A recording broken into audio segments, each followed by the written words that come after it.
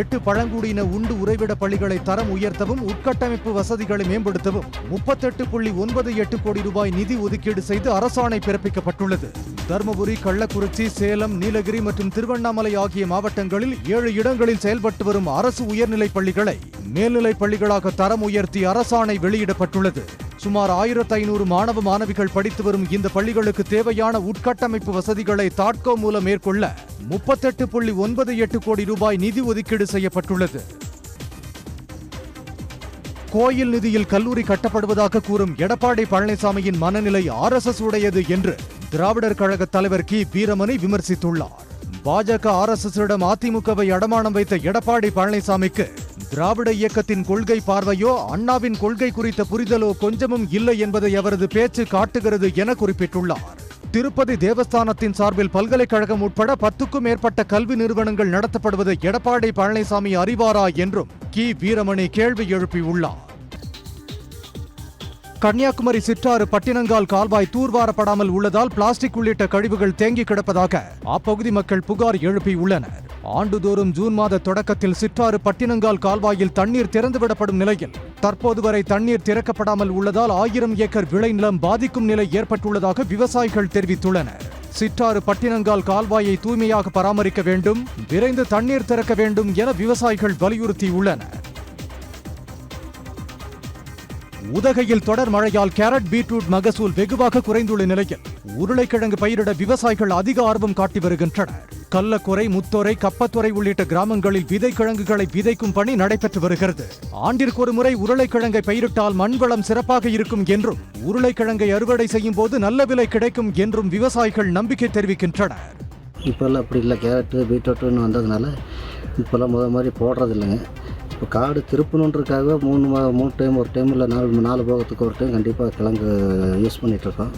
அது இல்லாமல் கிழங்கு இந்த ஆடி பட்டத்தில் போட்டேன்னா ஓரளவுக்கு ரேட்டு கிடைக்கும். ஒரு 1500 2000 ரூபாய்க்கு உள்ள ரேட்டு கிடைக்குன்றதுக்காக கண்டிப்பாக கிழங்கு யூஸ் பண்ணுறோம்.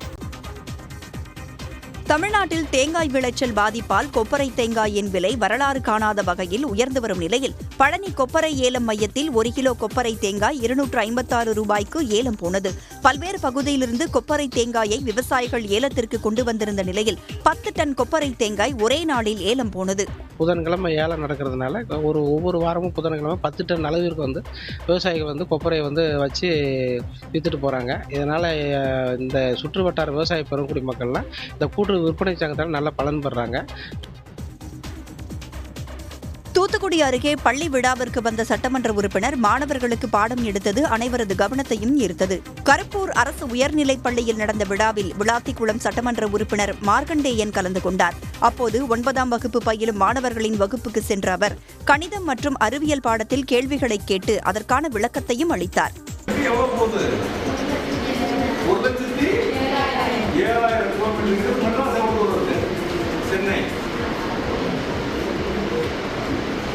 சென்னைங்கிறது எவ்வளோ இருக்கு?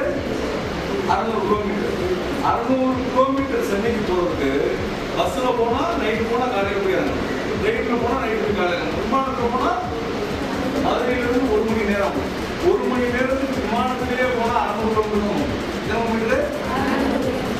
சரியான பதில் கூறிய மாணவர்களுக்கு சட்டமன்ற உறுப்பினர் மார்க்கண்டேயன் பரிசுகளை வழங்கி கௌரவித்தார். திருச்செந்தூர் கோயில் குடமுழுக்கு விழாவில் 44 சவர நகைகள் திருட்டு போனது குறித்து போலீசார் விசாரணை மேற்கொண்டு வருகின்றனர். திருச்செந்தூர் கோயில் குடமுழுக்கு விழாவில் அறநிலையத்துறை செயல் அலுவலர் கவிதா என்பவரிடம் இருந்து 10 சவர நகை காணாமல் போனது. இதேபோல் கடற்கரையில் குடமுழுக்கை பார்ப்பதற்கு நின்றிருந்த மீனா என்பவரிடம் இருந்து 20 சவர நகையும், செல்லக்குட்டி என்பவரிடமிருந்து 7 சவர நகை என 5 பேரிடம் இருந்து மொத்தம் 44 சவர நகைகள் திருடு போனது. இதுகுறித்து போலீசார் விசாரணை மேற்கொண்டு வருகின்றனர். உதிரி பாகங்கள் விலை உயர்வு, சாலை வரி உயர்வு உள்ளிட்டவற்றை கண்டித்து தருமபுரி அருகே JCB உரிமையாளர்கள் சங்கத்தினர் வேலைநிறுத்த போராட்டத்தில் ஈடுபட்டனர். பாப்பிரெட்டிப்பட்டி அருகே உள்ள சமயபுரம் கூட்ரோட்டில் JCB உரிமையாளர் 100க்கும் மேற்பட்ட பொக்லைன் வாகனங்களை இயக்காமல் நிறுத்தி 3 நாள் அடையாள வேலைநிறுத்தத்தில் ஈடுபட்டனர். அப்போது உதிரி பாகங்களின் விலையை கட்டுப்படுத்த கோரி முழக்கங்கள் எழுப்பப்பட்டன. எங்களுக்கு டீசல் விலை உயர்வு, உதிரி பாகங்கள் விலை உயர்வு, ஆயில், ஸ்பேர்ஸு, அதே மாதிரி சர்வீஸு எல்லாத்துலேயுமே விலை உயர்ந்துருச்சுங்க. அதனால் எங்களால் JCB இயக்க முடியாத சூழ்நிலைக்கு வந்துட்டோம். இதனால் நாங்கள் 3 நாள் வேலை நிறுத்தம் பண்ணியிருக்கிறோம்.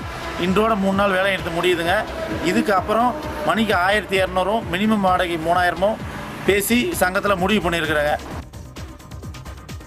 கோவையில் நடந்த அதிமுக பிரச்சார கூட்டத்தை குறிவைத்து பணத்தை திருடும் பிட்பாக்கெட் கும்பலைச் சேர்ந்த 6 பேரை போலீசார் கைது செய்துள்ளனர்.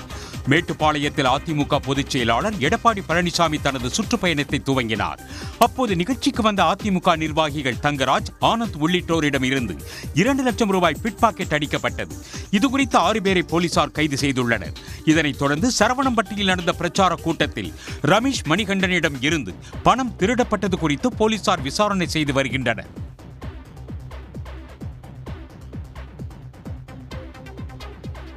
திருவள்ளூர் மாவட்டம் பொன்னேரியில் பெண் ஒருவர் மது போதையில் ரகளையில் ஈடுபட்டது அப்பகுதி மக்களை முகம் சுழிக்க வைத்தது. சாலையில் செல்லும் வாகனங்கள், பொதுமக்கள் மீது கற்களை வீசி அவர் அடாவடியில் ஈடுபட்டார்.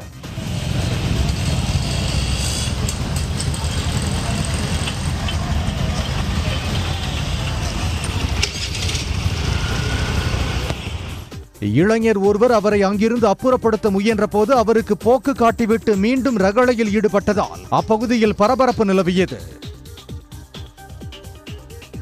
உசிலம்பட்டி அருகே உள்ள கல்லுப்பட்டியில் அரசு மாணவர் விடுதியில் உணவு சாப்பிட்ட 15 மாணவர்களுக்கு வாந்தி, வயிற்றுப்போக்கு ஏற்பட்டது. காலையில் இட்லி சாப்பிட்டதால் பாதிக்கப்பட்ட 15 பேருக்கும் தீவிர சிகிச்சை அளிக்கப்பட்டு வருகிறது. இது தொடர்பாக வருவாய்த்துறை அலுவலர்களும் மருத்துவ குழுவினரும் நேரில் அந்த விடுதிக்கு சென்று ஆய்வு செய்து மாணவர்களிடம் விசாரணை நடத்தினர். திண்டிவனம் அருகே கடை ஒன்றில் வாங்கிய கோலி சோடா பாட்டிலில் பூச்சி கிடந்ததால் வாடிக்கையாளர்கள் அதிர்ச்சி அடைந்தனர். காளையன் என்ற நிறுவனம் திண்டிவனம் பகுதிகளில் கோலி சோடா விற்பனை செய்து வரும் நிலையில் சொக்கந்தாங்கல் பகுதியில் உள்ள கடை ஒன்றில் எழிலரசன் என்பவர் கோலி சோடா கேட்டு வாங்கியுள்ளார்.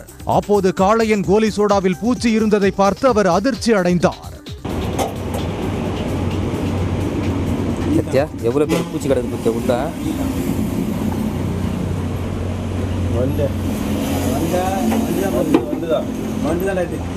வண்டுதான். இது குறித்து கடை உரிமையாளரிடம் எழிலரசன் கேட்டுள்ளார். ஆனால் தனக்கும் இதற்கும் எந்த சம்பந்தமும் இல்லை என்றும் கோலி சோடா நிறுவனத்திடம் கேட்க வேண்டும் என்றும் கூறியுள்ளார். தினமும் பருகும் கோலி சோடாவில் இதுபோன்ற பூச்சிகள் இருப்பதாகவும் சம்பந்தப்பட்ட நிறுவனம் மீது நடவடிக்கை எடுக்க வேண்டும் என்றும் வாடிக்கையாளர்கள் வலியுறுத்தினர். மதுரை மாநகராட்சி மண்டல தலைவர்கள் 2 குழு தலைவர்களின் ராஜினாமாவை ஆணையர் ஏற்றுக்கொண்டார். மதுரை மாநகராட்சியில் உள்ள தனியார் கட்டடங்கள், வீடுகளுக்கு சொத்து வரி குறைவாக நிர்ணயித்து பல கோடி ரூபாய் மோசடி செய்ததாக புகார் எழுந்தது. இந்த விவகாரம் தொடர்பாக அமைச்சர்கள் விசாரணை நடத்திய பின் அனைத்து மண்டல தலைவர்களையும் ராஜினாமா செய்ய முதலமைச்சர் உத்தரவிட்டிருந்தார்.